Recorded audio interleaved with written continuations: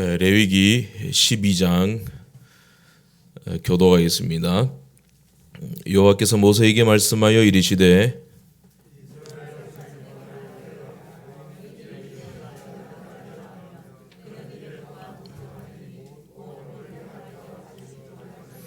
여덟째 날에는 그 아이의 포피를 뺄 것이요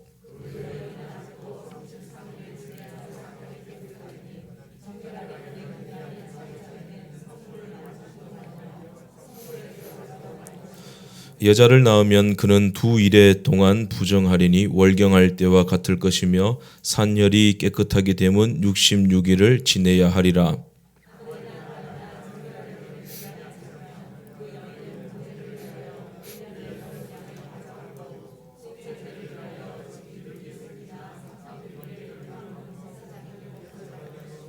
제사장은 그것을 여호와 앞에 들여서 그 여인을 위하여 속죄할지니 그리하면 산혈이 깨끗하리라. 이는 아들이나 딸을 생산한 여인에게 대한 규례니라.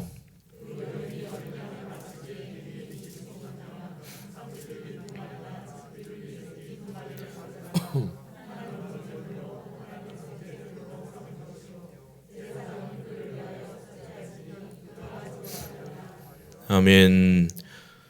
레위기 12장은 산모의 정결법을 말씀을 하고 있습니다. 1절에서 5절까지 보면 산모가 아들이나 딸을 낳으면 부정하다, 그 아들 딸도 부정하고 산모도 부정하다 말씀을 하는데 6절에서 8절까지 보면 그 부정한 것도 기간이 있습니다. 부정 기간이 지나고 또 산모의 산혈이 깨끗해지면 이제 정결 예식을 해야 된다 말씀을 하고 있어요.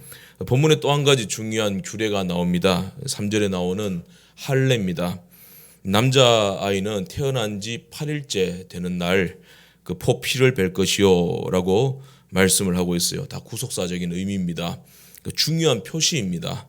산모의 정결 예식 그리고 할례, 이 두 가지를 가지고 말씀을 전할 텐데요. 하나님의 큰 은혜가 있을 줄로 믿습니다. 자, 할례를 먼저 생각을 하겠습니다. 할례는 보여주는 은혜입니다. 보여주는 은혜, 그러면서 또 보면서 받는 은혜, 그런 뜻입니다. 구원받은 자 눈에 보입니까 안 보입니까? 사도 바울도 전도 여행 때 설교를 하면서 구원받을 만한 믿음 있는 것을 보고 그랬습니다. 구원받은 자는 보입니다.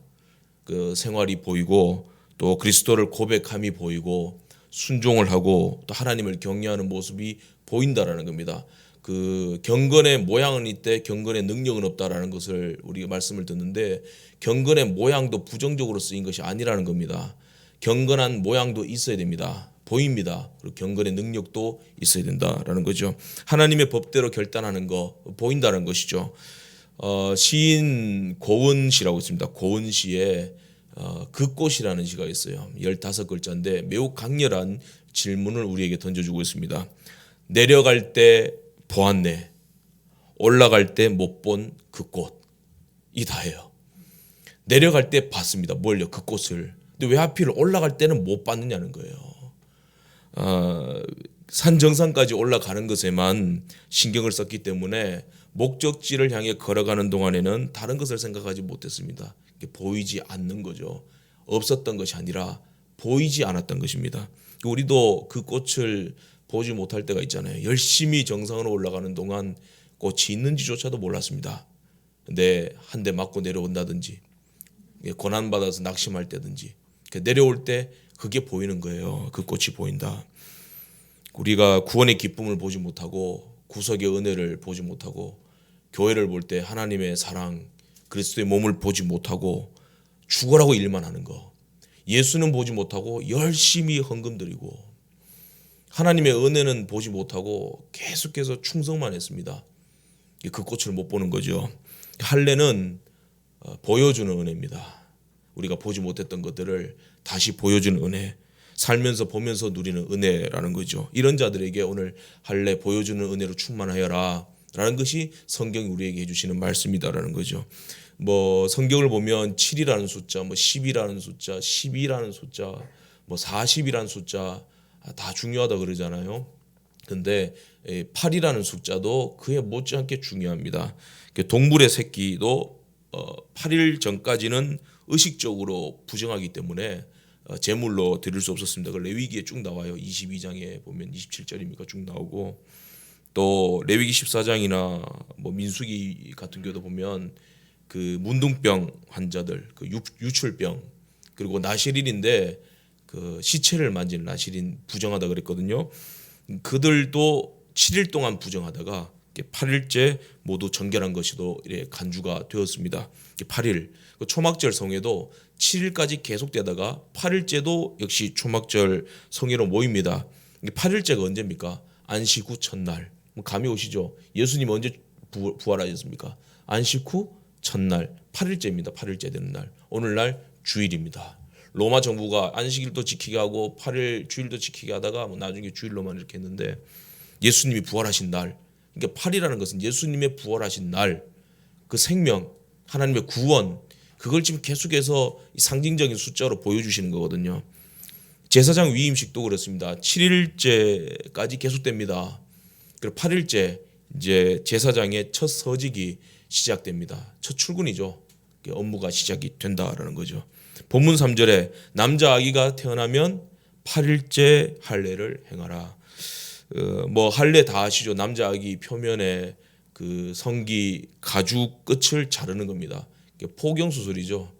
포경 수술인데 원래 유대인들의 종교 의식입니다. 뭐 잘은 모르겠습니다만 의학적으로는 뭐 그렇대요. 생후 7일까지는 피가 뭐 응고가 잘 안 된다나 뭐 그렇대요. 면역력도 약하기 때문에 8일째 하는 것이 뭐 제일 좋다 그런 말도 있대요. 그래서 1940년대부터 미국에서는 뭐 이 할례를 계속 시행해 왔다 뭐 그런 기록도 있습니다. 더 중요한 것은 의학적인 의미보다 구속사적인 의미죠. 하나님이 뭘 말씀하시는가? 할례를 행함으로써 그 아이의 존재가 영원히 하나님의 것이다라는 거예요. 하나님의 백성이다라는 겁니다. 그래서 로마서 14장 보게 되면 우리가 살아도 주를 위하여 살고 죽어도 주를 위하여 죽나니 그러나 사나 죽으나 우리가 다 주의 것이로다. 영원히 하나님의 백성이다라는 것을 표시하는 것을 할례다라는 거죠. 7일 후에 안식 후 첫날에 할례를 행하라 이 말입니다. 예수님의 부활, 예수의 생명, 하나님의 예수 그리스도로 말미암아 하나님의 영원한 자녀와 백성이 되었다. 이것을 보여주는 거예요. 표시하는 거예요. 그래서 이 창세기 17장 13절에 보면 할례는 약속이다. 하나님의 언약이다. 내 주 안에 있는 예수 그리스도 안에 있는 하나님의 영원한 언약이다. 그래서 너희들이 이 언약을 거부하게 되면 하나님의 백성에서 영원히 끊쳐지게 된다. 예수 믿지 않으면 영원히 끊쳐지는 게 맞죠. 근데 이 할례가 신약에 넘어와서는 뭐냐라는 거예요. 세례입니다. 세례와 의미가 같습니다. 그래서 이제 사도 바울이 그럽니다. 뭐 할례 가지고 자꾸 싸우고 그러니까 그 뭐 아프게 자꾸 할례 행하냐. 그게 중요한 게 아니라 예수님 부활하셨잖아. 그러니까 신체적인 할례와 무할례가 중요한 게 아니라 골로새서 2장 뭐 9절부터 11절 쭉 보면 이제 그리스도의 할례가 중요하다. 신체적인 할례가 아니라 그리스도의 할례가 뭐냐? 그 다음 절에 나와요. 12절입니까? 예수 믿고 세례 받는 것 그렇게 됐습니다. 그러니까 세례는 아무한테나 주는 것이 아니라 마음의 할례, 그리스도의 할례를 받은 자, 즉 예수 그리스도를 나의 구주로 믿는 자에게 너 예수 그리스도를 믿음으로 너의 죄가 다 정결케 되었고 하나님의 영원한 자녀가 되었어 라는 것을 세례로 표시하는 거예요. 인치는 거. 그게 그리스도의 할례라는 겁니다. 그게 세례다라는 거죠. 우리가 말씀을 들음으로써 은혜를 받습니다. 말씀을 들음으로써 은혜를 받고 구원을 받을 믿음을 선물로 받습니다. 그리고 세례는 모두가 성도가 모두가 함께 보면서 은혜를 받는 거예요. 자기도 은혜 받고 보면서. 그리고 공회 앞에서 이제 세례를 주는 거니까 온 교회가 다 보면서 아, 하나님의 약속이지. 우리가 예수님의 거룩한 보혈의 피로 죄 사함을 받고 하나님의 영원한 자녀가 되었지. 그리고 그와 동시에 그도 우리 몸의 일부가 되었다. 그리스도와 한 몸이 되었다. 주의 몸에 몸된 교회의 일원과 지체가 되었다. 우리는 하나다. 다 같이 보면서 은혜를 받는 예식이다라는 거죠. 그 요한계시록 말씀을 좀 잠깐 드릴게요. 뭐 뜬금없지만 연결이 됩니다. 요한계시록도 내가 보여줄게 이런 말씀을 시작해요. 내가 보여줄게. 이게 계시록 1장 1절에 보면 반드시 속히 일어날 일들을 그 종들에게 보이시려고 2절에 뭐라 되어 있습니까? 요한은 자기가 본 것을 다 증언하였느니라. 원래 에베소 교회에 소아시아 교회 첫 번째 교회로 언급된 교회가 에베소 교회잖아요. 에베소 교회의 원래 담임 목사님이 디모데였습니다. 바울의 믿음의 아들 디모데. 디모데가 목회를 잘했거든요. 설교도 잘하고. 그러니까 로마 황제가 안 되겠다, 죽여버려라 그랬습니다. 그래서 순교했어요. 순교하니까 담임 목사님이 없으니까 임시 당회장을 청빙을 해가지고 잠시 목회를 하도록 했는데 그 사람이 사도 요한입니다. 요한이 이제 예수님의 어머니를 모시고 사택에 모시고 자기 어머니처럼 기도 많이 해주세요 그러면서 목회했다고요. 그런데 이제 교회가 더 부흥되는 거예요. 80, 90 넘은 노인이 설교하는데 막 불 떨어지고 그 로마 황제가 안 되겠다. 이 요한이 더 안 되겠다. 죽여야 되겠다. 그래서 요한을 잡아다 칼로 찌르고 목을 베었는데 목이 안 날아가요. 칼이 안 들어가요. 안 되겠다. 끓는 가마에 넣어버려라. 근데 넣었는데 가마에 물인지 기름이 다 식어버려요. 요한은 멀쩡한 거예요. 요한 죽이려고 그랬는데 공개 처형하려고 그랬는데 그것을 본 성도들은 더 은혜를 받네요. 아, 하나님이 함께 하시는구나. 그 로마 황제가 안 되겠다. 쟤 그냥 눈앞에서 사라지게 하자. 안 죽으니까. 그래서 이 에베소 교회에서부터 100km 떨어진 반모섬으로 유배 보내버립니다.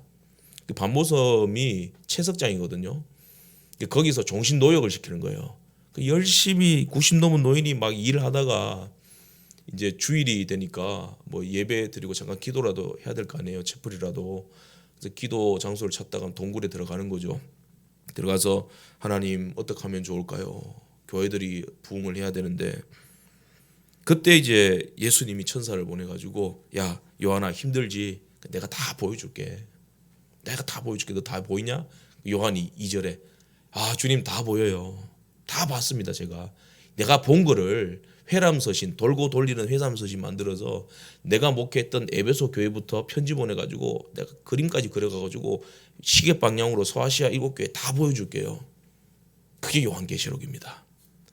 그 계시록 1장 12절 이하에 보면 예수님이 이렇게 딱 나타나실 때 그 7촛대 사이에서 나타나시거든요. 7촛대는 그 유대 성전에 있는 뭐 메누카입니까? 뭐 그 촛대를 말합니다. 아 유대 성전이구나, 주의 교회구나.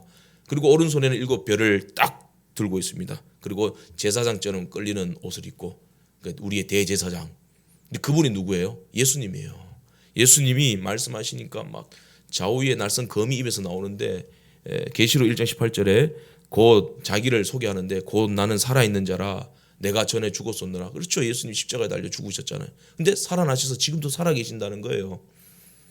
부활하신 예수님.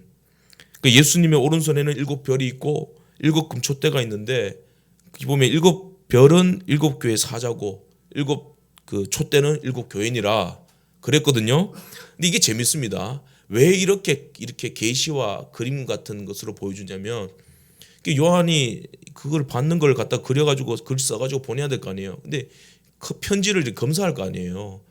얘가 복음 전하고 설교하고 있으면 다 찢어버리고 압수할 거 아닙니까? 그러니까 이 뭐냐면 당시 도미티안 황제가 기독교를 박해했거든요. 심하게 박해를 했는데 자기 아들이 일찍 죽어버립니다.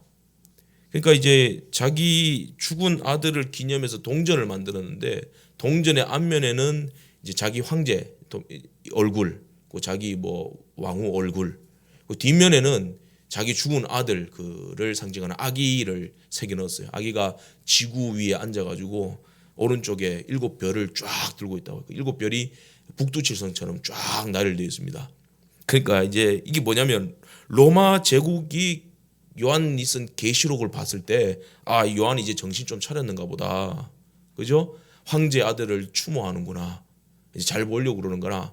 그런데 성도들의 눈에는, 교회의 눈에는 황제의 아들이 아니라 누가 보이는 거예요? 예수님이 보이는 거예요. 예수님이. 할렐루야. 예수님께서 우리에게 이 어려운 시대 가운데 로마 공화정 뭐 요한계시록 4장에 나오는 뭐 그것도 하나님의 심판대로 보여주시고 쭉 보여주시는 거예요. 보여주시면서 너희들 힘내라고, 끝까지 사명 감당하라고. 무너졌도다 무너졌도다 큰 성 바벨론이요 로마 제국 무너졌도다 그러면 편지 압수당하니까 600년 전에 끝난 바벨론이 무너졌도다. 아 로마 제국 무너지고 적그리스도 다 무너지고 성도가 승리하고 교회가 승리하는구나. 주님이 직접 보여주셨구나. 예수님을 봤다는 거예요. 그 보면서 위로를 얻고 새 힘을 얻고 사명을 다지게 되었다는 것이죠. 보면서 은혜 받고 보면서 회개하고 보면서 새 힘을 얻게 해주시는 말씀, 그게 요한계시록입니다. 예수님께서도 이 땅에 계실 때 이적들을 많이 보여주셨죠. 그래서 이제 하도 안 믿으니까, 설교를 하면 안 믿으니까 요한계시록 10장 37절 이하에 보면 예수님이 이렇게 말씀합니다. 야, 나를 못 믿겠거든, 나를 못 믿고 내 설교를 못 믿겠거든, 내가 행하는 그 일은 믿어라. 그 일은 보고 믿어라. 그러면 너희들이 나를 믿게 될 것이다. 예수님의 설교는 안 들어도 그동안 예수님이 좋은 일을 많이 행하셨잖아요. 5천 명 먹이시고 이적을 행하시고, 그러니까 그 놀라운 이적들 봐라. 보니까 하나님의 능력 아니냐. 그러면 그걸 보고서라도 믿으면 너희 믿음이 회복될 것이다. 보여주는 은혜다라는 거죠. 그래서 누가복음 2장에다 보면 그 예수님께서도 8일째 되는 날 할례 이런 하신 것 같고, 또 8일째 되는 날 예수라는 이름을 불렀습니다. 예수라는 이름을 부르고, 그리고 율법대로 비둘기로 번제와 속죄제를 드립니다. 이게 보여주시는 거예요. 예수님께서도 유대인 남자로서의 규례를 다 지켜서 보여주셨다라는 겁니다. 이 할례는 갓난 아기에게 행했다는 것이 중요한데, 신약의 유아 세례입니다. 유아 세례예요. 그 갓난 아기도 하나님의 거룩한 백성이다라는 거예요. 그래서 예수님께서 어린아이들이 내게 오는 것을 막지 말라. 하나님의 나라가 그들의 것이다. 그들도 하나님의 백성이다. 주님의 몸된 교회의 일원이라는 것을 말씀하고 계시는 거예요. 어린아이가 오는 것을 막지 말아라. 어린아이가 말은 알아듣지 못하고 스스로 고백하지는 못해도 하나님의 다 헤아릴 수 없는 지혜와 능력으로 그들을 구원하고 은혜를 주실 수 있다 이 말입니다. 그게 성령의 능력이라는 겁니다. 아기가 예배 시간에 울고 해도 성령께서는 하나님의 기이한 방법으로 그에게 은혜를 주신다는 거예요. 할렐루야. 이것이 하나님의 능력입니다. 그래서 때로는 우리가 이럴 때 있습니다. 아이가 태어났는데 지가 스스로 고백할 때까지 유아 세례 안 받고 스스로 고백해서 세례 받도록 하겠습니다. 그런 마음도 귀합니다만은 어린 아이도 하나님의 백성이다라는 표를 하는 것이 유아 세례거든요. 유아 세례 줌으로 인해서 이도 하나님의 백성이, 내 자식이 아니고 하나님의 자녀다, 백성이다. 그 은혜를 받고 책임감을 가지고 길러라는 거예요. 그 할례와 세례는 표시한다는 의미죠. 둘 다 표시한다는 것에서 의미가 동일한데, 일단은 하나님의 언약을 표시하는 거죠. 창세기 17장에 보면 할례를 행함으로써 아브라함에게 말씀하시죠. 나는 너희들의 하나님이 된다. 너희는 내 백성이 된다. 영원히 그렇다. 할례는 그거예요. 하나님의 약속이 예수 그리스도 안에서 영원히 너희는 나와 연합을 이룬다는 거예요. 하나님 되고 내 백성. 그리고 할례는 아까 골로새 2장 11절 이하에 말씀하시죠. 그리스도의 할례, 너희 모든 죄가 정결케 되었고 믿음으로 의롭게 된다. 예수를 믿음으로 의롭게 된다. 그게 할례입니다. 그리고 아까 말씀드렸던 갓난 아기들에게 할례를 행합니다. 유아 세례. 아무리 어려도 하나님의 백성이고 교회의 일원임을 명심해라. 그러므로 이 어린 아기를 할례 행한 것을 보면서 하나님 말씀과 교행으로 가르쳐라. 그러니까 기저귀 갈면서 할례하는 거 볼 거 아니에요. 부모가 보면서 아유 그럼 참 아유 이게 아니라 아유 참 이게 그게 아니라 하나님의 백성이다. 하나님의 주의 교양과 훈계로 가르쳐야 될 책임이 우리에게 있다. 가족과 부모와 온 교회가 들러붙어 가지고 그 어린 아이를 하나님의 그리스도의 장성한 분량까지 성장해 나갈 수 있도록 가르치고 책임져야 할 의무가 있다라는 겁니다. 그걸 보면서 은혜 받으라는 거죠. 여러분 자녀를 볼 때 하나님의 언약을 보십시오. 예수 그리스도를 보셔야 됩니다. 그리고 유아 세례를 받을 때, 그리고 예수 믿고 세례를 받을 때 예수님의 보혈로 죄사함 받고 하나님의 자녀가 된 것을 보십시오. 그리고 주의 훈계를 따라 가르쳐야 되고 지금부터는 그리스도의 말씀과 훈계를 따라 내가 따라가겠습니다. 또 교회의 지도를 받겠습니다. 교회 머리는 예수 그리스도니까 순종하겠습니다. 그것을 생각하면서 은혜를 받으라는 거죠. 예배 드릴 때 하나님의 나라를 보십시오. 우리가 하나님의 백성이다. 영원히 하나님의 백성이다. 왕이신 하나님 아버지께 예배 드리는 주님의 몸된 교회다. 예배 드릴 때 그걸 보라는 거죠. 기도할 때 사도 요한이 받았던 위로처럼 주님이 내가 너 기도 다 듣고 요한계시록에 너희들 눈물 내가 다 닦아 줄 것이다. 생명수 샘물을 너희에게 주리라. 그걸 보면서 은혜를 받으라라는 거죠. 그 보이는 자가 회개합니다. 그 죄가 더 많아서 회개하는 게 아니라 보이니까 자기 죄가 말씀 앞에 깨닫는 자가 은혜를 받습니다. 하나님 말씀으로 예수님을 보시고 자기의 죄인됨을 보십시오. 그럴 때 하나님의 영광이 보이고 하나님의 나라가 보이게 된다는 겁니다. 아까 그 꽃 말씀드렸잖아요. 내려올 때 보았네 그 꽃. 이제는 올라갈 때도 보십시오. 그래서 하나님의 은혜를 바라보면서 십자가의 은혜를 사모하면서 모든 것이 회복될 수 있는 저와 여러분들 되시기를 바랍니다. 산모의 정결법을 한 가지 더 말씀을 드리겠는데, 산모의 정결법은 다 덮어주는 은혜입니다. 보여주는 은혜가 할례였다면 산모의 정결법은 뭐 보여주는데 그것도 근데 다 덮어주는 은혜. 본문의 산모가 아들이든 딸이든지 낳으면 그 아이들이 부정하다라고 했죠. 근데 여기서 오해하지 말아야 될 것이 출산 자체가 부정하다는 것이 아니에요. 출산은 축복입니다. 창세기 1장에도 생육하고 번성하라, 땅에 충만하라, 땅을 정복하라 했습니다. 시편 127편에도 자식은 하나님 주신 기업이고 하나님이 주신 상급이다 그랬거든요. 그러니까 축복입니다. 문제는 출산할 때 산열 때문입니다. 그 출산하면서 피를 쏟는 그 자체 때문에 부정하다라는 거예요. 사람의 피 또 부정하고 생명을 쏟는 거니까 피는 부정하고 그 피에 엉켜서 나오니까 날 때부터 우리는 죄인이라는 거예요.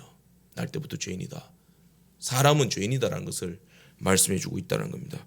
그래서 2절에서 4절까지 보면 아들을 출산하면 그 아들은 7일 동안 부정하고 뭐 산모도 같이 7일 동안 부정하겠죠. 근데 산모는 그 7일 이후에 33일을 더 부정합니다. 그러면 총 산모는 40일간 아들을 낳으면 산모가 40일간 부정하게 되고 5절에 딸을 낳으면 그 딸은 14일 동안 부정하고 산모는 그로부터 66일을 더 부정합니다. 즉 아들을 낳으면 40일 동안 부정하고 딸을 낳으면 80일 동안 부정합니다. 출산 시의 성별에 따라서 이 부정 기간이 차이가 나는 이유는 여러 가지 연구가 있지만 여자로 인해서 남자가 범죄했기 때문이래요. 죄가 들어왔기 때문이라. 디모데전서 2장 14절에 아담이 속은 것이 아니고 여자가 속아 죄에 빠졌음이니라. 근데 뭐 다 똑같아요. 기간의 차이는 율법적으로 있지만 남자든 여자든 다 죄인입니다. 다 죄인이기 때문에 부정하고 또 부정 기간이 지나면 정결 예식을 해야 온전해진다는 겁니다. 정결 예식은 어떻게 하느냐? 제사를 드립니다. 번제와 속죄제. 번제와 속죄제를 드립니다. 이 번제는 뭐냐? 뭐 율법에 따라서는 이제 양이나 소를 잡아서 전부 다 태워서 남김없이 하나님께 향으로 올려드리는 제사입니다. 다 태워서 드린다. 그게 번제인데 다 태워서 드린다라고 하니까 흔히 우리가 오류를 범하는 것이 우리의 온전한 헌신, 우리를 다 드려야 됩니다. 이렇게 생각하거든요. 그 오류입니다. 그게 아니에요. 다 온전한 헌신은 우리가 하는 것이 아니라 예수님의 헌신을 말하는 겁니다. 번제는 우리가 다 태워지는 게 아니라 예수님이 조금도 남김없이 전적으로 하나님 앞에 다 태워드려서 드림이 되었기 때문에 하나님께서 원하시는 대로 다 행해드렸기 때문에 그게 번제가 되는 겁니다. 그래서 예수님께서 십자가에서 번제물이 되신 거죠. 화목제물이 되신 거죠. 다 태워서 하나님께 드려놓았으니까 길을 깨끗하게 터놓은 거예요. 그럼 우리는 그 번제물이 대신 다 길을 깨끗하게 터놓으신 그 예수 그리스도 길 위에 서서 하나님께 예배를 드릴 때 하나님이 온전한 번제로 받으신다는 거예요. 그래서 내가 그리스도와 함께 죽었고 그리스도와 함께 살았다. 예수님을 보시고 예수님과 함께 나를 받으신다 이 말입니다. 그게 번제입니다. 그 길 위에서 내가 예수 이름으로 하나님께 드립니다 라고 할 때 하나님께서 받으신다라는 겁니다. 예배는 번제를 생각하면서 드리십시오. 내가 힘쓰고 애쓰고 다 드려요 주님. 그런다고 해서 받는 게 아니라 번제물이 되신 예수님이 터놓으신 그 길 위에서 내가 예수 이름으로 하나님께 드립니다. 그렇게 예배 드릴 때 하나님께서 받으신다. 뭐 헌상도 그렇게 드리는 거예요. 찬양도 그렇게 드리고 기도도 그렇게 드리는 거예요. 예수님 이름으로 기도드립니다. 이 말은 예수님 안에서 이 말이거든요. 예수님의 공로에 다 쌓여져서 드립니다. 하나님 봤을 때는 내가 보이는 게 아니라 누가 보이는 거예요? 예수님이 보이는 거예요. 하나님이 그래서 미쁘신 하나님이 다 받으시는 거예요. 그 번제를 드린 다음에 속죄제를 드린다고 했잖아요. 속죄제는 회개인데 주님 나 잘못했어요. 이게 회개가 아니라 번제로 예수님께서 터놓으신 그 길 위에서 우리가 하나님 앞에 잘못했습니다. 속죄 제물을 드리면서 회개하는 거예요. 그냥 잘못하고 뉘우치는 게 아니라 뉘우치기는 뭐 가룟 유다도 뉘우쳤잖아요. 근데 번제 위에서 드리지 않았습니다. 예수 안에서 드리지 않았어요. 그러니까 그 회개는 영원한 절망으로 끝나버리잖아요.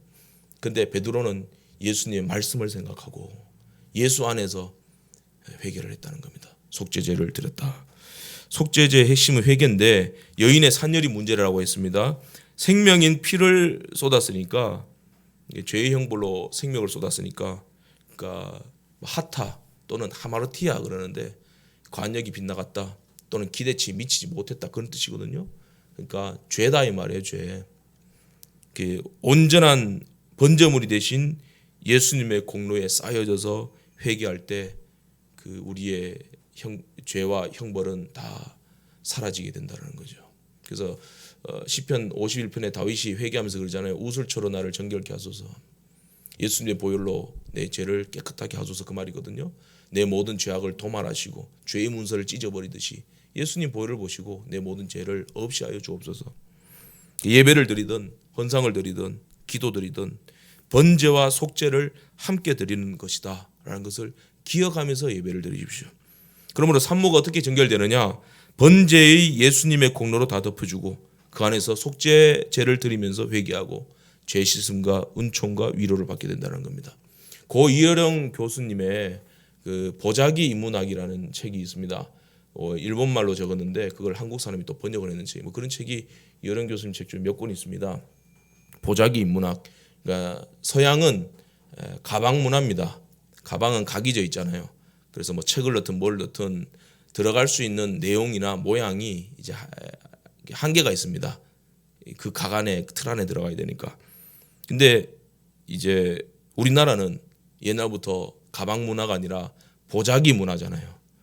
보자기로 이제 음식도 보자기로 싸고 책도 보자기로 싸고 그죠? 다 보자기로 쌉니다. 심지어 우리나라는 자동차도 보자기로 싸버리잖아요. 딱 싸가지고 보관하고. 그러니까 이제 보자기는 한계가 없어요. 다 덮어주고 다 감싸고 다 넣어서 묶어준다라는 거죠. 그래서 번제의 은혜, 속죄제의 은혜가 뭡니까? 보자기의 은혜입니다. 다 덮어주는 거예요. 예수님의 보혈의 공로로 우리를 다 덮어주는 거예요. 다 덮고 감싸주는 은혜.